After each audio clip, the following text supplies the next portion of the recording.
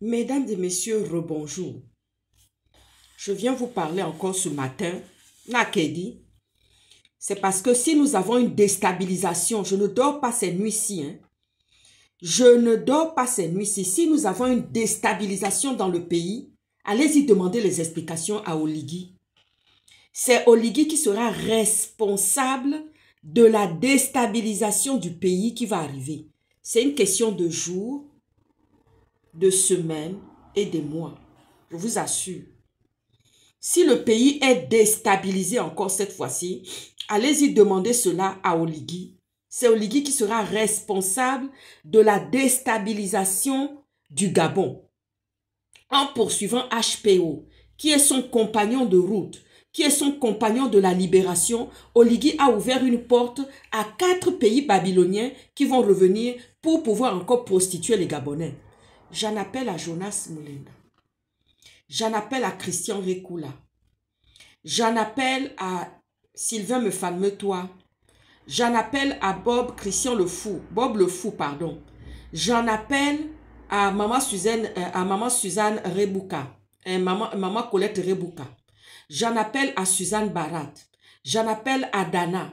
J'en appelle au Phoenix. J'en appelle à Yann Le Badecon en chef.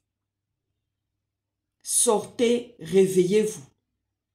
La libération du Gabon n'est pas encore effective. Depuis quelques jours, je ne dors pas bien parce que Dieu me parle, Dieu me révèle des choses. Et ceux qui sont encore en Israël, qui sont encore en train de prier en Israël, disent que oui, c'est une question de jours et de semaines. Je vous assure, Opianga n'est plus dans le pays. Opianga a quitté déjà le pays depuis longtemps. Donc si demain, il y a une déstabilisation encore dans le pays et la région, demandez à Brice Clotaire Oligui Nguema les comptes. Ah oui, la déstabilisation du Gabon viendra par le chemin. Voilà quelqu'un qui ne sait pas ce que c'est être militaire. Un code d'honneur, il n'en a pas. Monsieur Oligui n'a pas de code d'honneur, ni ses chiens de garde. Ni les chiens de garde de Oligui qui n'ont pas de code d'honneur. Le code d'honneur, ils n'en ont pas. Monsieur Oligui, vous n'avez pas le code d'honneur. Et si le pays est déstabilisé encore durant tous ces temps-ci, ça sera M. Oligui. La déstabilisation du Gabon viendra de M. Oligui.